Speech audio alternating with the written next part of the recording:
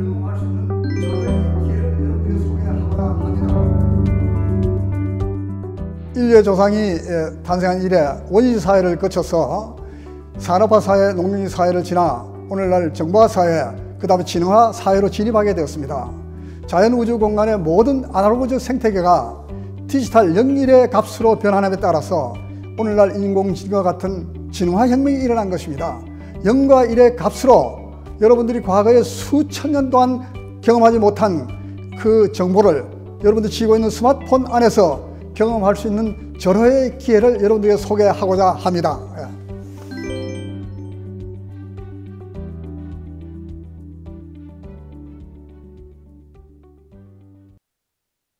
안녕하십니까. 저는 오늘 0과 1의 스마트폰에 세상을 담는다 하는 주제로 강연을 하고자 합니다. 우선 강연 전에 제가 ICT 정보통신 분야에 사실 45년의 경력을 가지고 있습니다. 그 중에서 이제 연구개발에 20년, 그 다음에 교수로서 20년, 유엔 산하기구 국제표준 전문가로 20년 활동을 했습니다. 그래서 아날로그 시대와 디지털 시대를 거쳐온 살아있는 역사라고 보시면 되겠습니다. 그래서 이제 제가 이 중에서 특히할 만한 내용은 우리나라가 디지털 기술이 전무하던 시절에 국내에서 최초로 디지털 팩시밀리를 연구 팀원들과 개발해서 이거를 전 세계 시장에 우리가 수출함으로써 일본을 제치고 세계 시장을 석권한 경험이 있습니다. 그 중에서 하나 이제 결과로서는 제가 국내 가장 권위 있는 매경 정진기 언론문화 재단에 수여하는 과학기술 대상을 받은 장면을 제가 좀 소개하겠습니다. 이 부분에 보면 MBC 뉴스 9시에 나왔어요. 이때 참 밤낮을 가지 않고 연구개발에 몰두했는데 세계 시장을 석권하면서 상을 받으면서 상당히 보람을 느꼈습니다. 이걸 제가 여러분들에게 소개를 하고자 합니다. 그리고 이제 제가 대학 교수로 옮긴 이래 사실 연구개발의 경험을 토대로 해서 디지털 컴퓨터, 디지털 네트워크, 컴퓨터 구조, 소프트웨어 프로그래밍 이런 내용을 이제 연구와 강의를 하면서 국제 활동하는 그러한 장면입니다. 이제 정년을 이제 마치고 우리가 정년 이후에 내가 뭘 했냐면 기업 연구소에 멘토링을 했어요. 연구개발에. 그리고 이제 과학 꿈나무의 교육을 좀 시킨 장면이 있습니다. 여기 보면 이제 과학 꿈나무의 장면이 잠깐 소개를 하겠습니다만은 아이들이 상당히 로봇 코딩 하는 거를 어려운 건데 제가 이걸 아이들한테 심었더니 상당히 좋아해요. 실제 자기네들 프로그램해서 동작시켜 봤거든요. 과학 꿈나무들이 이제 앞으로 미래가 있습니다. 이걸 저는 상당히 보람을 느끼고 있습니다. 이제 그 다음에 이제 잠깐 짚고 넘어가야 될 내용이 국내 사회 변화를 제가 잠깐 소개하고자 합니다. 여러분들 아시지만은 1966년도에 청계천 한번 가보셨죠? 청계천의 모습입니다. 그리고 그 당시에 우리의 GNP는 125불, 한 15만 원 정도. 참 가난한 나라였습니다. 미래가 보이지 않는 그러한 나라였죠. 그런데 2021년에 청계천의 모습, 천지가 개벽할 일이죠. GNP가 3만 5천 불이 정도 됐으니까 우리나라 돈으로 말하면 4,200만 원 정도 되지 않습니까? 그리고 이제 이거를 우리 이야기가 아니고 또 US 뉴스가 대한민국의 저력을 평가를 했어요. 국방, 사회, 정치, 지도자 이런 거 몇 가지 주요 팩터를 가지고 평가를 했는데 사우스 코리아가 UN 가입국의 194개국입니다. 그 중에서 6위를 했어요. 이거 참 대단합니다. 여러분들 자부심을 가져야 됩니다. 프랑스가 7위고 재팬이 8위예요. 이런 걸 꿈과 같은 이야기죠. 이 앞으로 대한민국의 국민의 한 사람으로서 자부심을 가질 필요가 있습니다. 저는 여기 이제 사회 변화에 대해서 잠깐 소개를 하려고 하는 거예요. 농경지 사회에서 진화화 사회로 옮긴데 여기 이제 농경지 사회를 한번 확대를 해보겠습니다. 이런 시절이 우리가 있었습니다. 자, 이렇게 이제 있는 거를 이제 그 다음에 꿀뚝 산업, 이제 산업화 사회로 넘어왔지 않습니까? 그 다음에 정보화 사회로 들어왔어요. 정보화 사회 들어온 지 얼마 안 됩니다. 이제 우리가 들어온 게 뭐냐? 진화화 사회예요. 진화화 사회는 뭐냐 하면은 기계가 인공지능이 사람의 영역을 대체하는 겁니다. 그래서 이 부분에부터 우리는 진화 사회로 들어온 건 분명한데 앞으로 여기에 대한 변화를 우리가 적응을 해야 됩니다. 그래서 오늘 여기에 대해서 제가 소개를 하려고 합니다. 자, 그러면은 이 변화의 핵심에는 뭐냐? 우리가 에너지의 변화, 진동수부터 기술적으로 알 필요가 있습니다. 그래서 여기에 몇 가지를 간단하게 소개를 하겠습니다. 그림은 복잡합니다만은 우리가 사용하는 무선 주파수, 그다음 마이크로웨이브, 적외선, 엑스레이, 감마선 있잖아요. 여기는 진동수가 아주 높으면 높을수록 직진성이 강하고 에너지가 큽니다. 인간이 보는 눈은 가시광선이에요. 자, 그러면은 여기에 내가 왜 이런 이야기를 하나 하면은 우리는 여기 헤르츠라는 게 그냥 무시고 넘어가면 안 돼요. 1초에 한 번 진동하면은 우리가 이걸 1헤르츠라 그래요. 1초에 두 번 진동하면 2헤르츠. 1초에 1000번을 진동하면은 1000헤르츠, 1kHz죠. 자, 그 다음에 1초에 만약 10억 번을 진동한다. 그럼 이거는 뭐 10억 헤르츠예요. 그러나 이걸 약으로서 우리가 1GHz라고 하잖아요. 자, 이렇게 하면 우리 에너지 변동에 대해서 조금 이해를 했습니다. 다 이게 아날로그입니다. 아날로그인데 아날로그 아직 여러분들 잘 감에 안 들어죠? 자, 이제 서서히 인간과 접목을 해보겠습니다. 자, 인간은 입으로 나오는 그 소리가요, 0에서 3400번, 그러니까 3400번 진동하는 겁니다. 만약 4000번 진동하면 사람의 영역이 아닙니다, 이거는. 그 다음 귀로 듣는 것도 딱 밴드가 돼 있어. 20Hz에서 20000Hz. 딱 진동을 밴드로 묶여 있습니다. 그 눈으로 보는 것도 가시광선만 볼 수 있는 거예요. 여러분들 마이크로웨이브 파 이런 거 못 보잖아요. 그 빨강, 파랑, 노랑 이게 뭐예요? 가시광선에서 색채와 그다음 물체를 인식하는 겁니다. 요게 인간이에요. 그 인간이 처리하는 건 뭐냐? 이게 바로 아날로그 신호다. 자, 그런데 컴퓨터는 디지털 신호예요. 그러면 컴퓨터와 인간을 접목하는 게 있어야 될 거 아닙니까? 그게 바로 오늘날 이야기하는 걸 아날로그 시대와 디지털 시대를 우리가 변화하는 게 중요하다. 그 왼쪽의 그림을 여러분들 보시면은 아날로그의 그림입니다. 이게 뭐예요? 여러분들 일기장 많이 썼죠? 그리고 이거 이제 그 요사이 여러분들 그 뭐예요? 스마트폰, 에버노트, 각종 노트를 우리가 기계에다 사용하잖아요. 그 왼쪽에 보면 또 시계가 있어요. 아날로그 시계. 그 다음 아날로그 시계, 디지털 시계 있어요. 자, 뭔가 좀 다르죠? 아날로그 시계는 딱 1초, 1초냐, 0.99초냐, 요걸 분간하기 상당히 힘들어요. 그러나 디지털은 정확히 딱딱 잘라서 보여줍니다. 자, 그 다르다는 걸 이해했죠? 자, 그러면은 우리가 디지털에 대한 개념을 좀 더 논리적이고 과학적으로 한번 짚고 넘어가자고요. 그게 이제 제가 이번에 소개하자고 한 내용입니다. 그래서 아날로그와 디지털의 그림을 여러분들한테 보여줬습니다. 위에 거는 아날로그요, 밑에 건 디지털입니다. 여러분들 디지털의 0과 1이 그 딱 지점 잘라서 0과 1이죠. 위에 거는 뭐요? 0.991 이렇게 나와요. 연속적으로 나옵니다. 연속적으로 나오는 수학은 뭐냐? 여러분 미분적분 많이 쓰죠? 사인 웨이브, 코사인 웨이브 쓰잖아요. 그 다음에 이제 디지털은 뭐예요? 0과 1이니까 이게 이산신호예요. 이산신호는 뭐예요? 썸메이션. 여러분 시그마 할 때 이거 수학을 해요. 그래서 대학에 가면은 이산신호 컴퓨터학과의 수학은 이산수학이에요. 그 아날로그 수학은 여러분들 보면 공업 수학 같은 데 보면 미분적분, 미방 이런 게 나오지 않습니까? 자, 그래서 중요한 건 디지털 시대에 여러분들 뭘 해야 되느냐? 이 아날로그 연속 신호를 디지털로 변환하면 성공하는 겁니다. 이 디지털로 변환하는 게 영어로 디지털 트랜스포메이션. 자, 한번 볼까요? 어떻게 변하는가? 연속 신호가 변하는 거를 X축의 일정한 주기로 높이를 뽑아낸다. 값을 샘플을 취하는 거예요. 표본을 취하면은 이걸 뭐라 그러냐? 우리가 샘플링 한다. 표본화하는 거예요. 그 뽑아내서 그 높이에다 값을 이제 정해주는 거예요. 2, 7, 3, 2 이렇게 정해줍니다. 이걸 뭐라 그러냐? 영어로 퀀타이제이션, 우리말로는 양자화한다. 자, 이랬는데 2, 7, 3, 2가 십진수거든요. 십진수는 인간은 잘 보면 금방 이해하는데 컴퓨터는 이해를 못해요. 요거를 바꿔줘야 돼요. 컴퓨터한테 바꿔주는 게 뭐라고요? 디지털이거든요. 2는 뭐요? 10, 7은 111, 3은 11, 2는 10 아닙니까? 여러분들 이걸 언제 배웠어요? 요새 초등학교 때 이진수 배우잖아요. 이진수의 값을 배우면 디지털화가 되는 거예요. 자, 이제는 디지털을 이렇게 변환한다 하는 걸 여러분들 알았습니다. 근데 이제 알았는데, 자, 그러면은 우리하고 어떤 관계냐? 자연 공간의 모든 에너지의 그 변화의 상태가 아날로그예요. 우주 공간에도 그렇고요. 이 아날로그를 어떻게 연결할 거냐? 디지털로 트랜스포메이션, 전환을 했더니 0과 1로 이렇게 변하자 하지 않습니까? 이래 변하면 디지털 컴퓨터가 연결이 되는 거예요. 연결됐더니 지능이 제공되는 거예요. 그 디지털 컴퓨터 제공한 지능들이 뭡니까? 요새 인공지능 챗GPT 각종 앱 뭐 난리가 났죠. 자, 이런 것들이 바로 오늘날 디지털 생태계에 출현하게 됐습니다.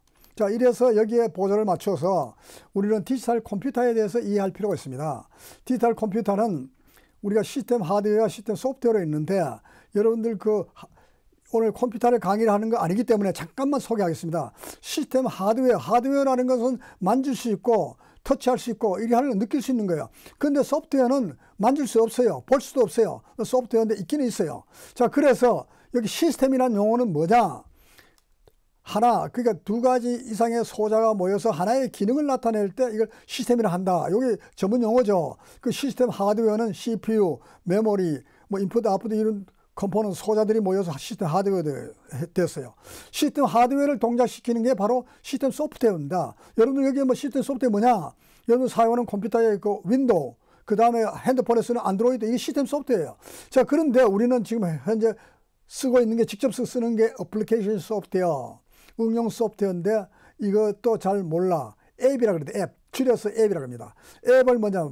워드 프로세서, PPT, 엑셀, 각종 앱 많이 쓰잖아요. 앱 중에서도 뭐 주식하는 앱도 쓰고 많이 써요. 자, 그 앱 중에서 컴퓨터를 내가 여 밑에 강의하는 거 아니기 때문에 앱으로 로봇 강아지를 개발해서 동작시키는 장면 한번 보세요. 여기에 이제 들어오는 신호를 디지털로 처리해서 앞발과 뒷발에 명령을 주고 그 다음에 프로그램대로 이제 움직이는 거예요. 이것이 바로 디지털 시대 0과 1의 값으로 만들어내는 산물입니다. 자, 이렇게 변했어요. 그러면 이거를 좀 더 우리가 지능적으로 들어가서 사람과 한번 대칭을 해보자고요. 사람은 눈으로 이렇게 이제 감지합니다. 센싱하죠. 그 다음에 그 로봇도 눈으로 그 카메라로 감지하는 거예요. 들어오는 신호를 로봇은 뭐예요? 연속 신호지만은 0과 1로 바꿔줘야 됩니다. 이게 디지털 변환하는 거예요. 그러면은 이 컴퓨터가 뭐예요? 사람의 지능을 그대로 인식하는 거예요. 그러면은 두뇌로 프로세스를 하는 거예요. 그러니까 행동 기능에 손과 발에 명령을 내리면은 이 로봇가 움직이게 되는 겁니다. 자, 어떻게 움직이냐? 이 똑같이 해서 한번 움직이는 거 한번 볼까요? 이것이 바로 그 보스턴 다이나믹스사에서 개발한 아틀라스 로봇입니다. 이거 보면 들어오는 신호를, 아날로그 신호를 디지털로 변환해서 디지털 컴퓨터가 제어하는 장면입니다. 사람과 동일하죠. 이 로봇도 상당히 유연성이 있지 않습니까? 그러니까 사람의 영역을 로봇가 대체하는 겁니다.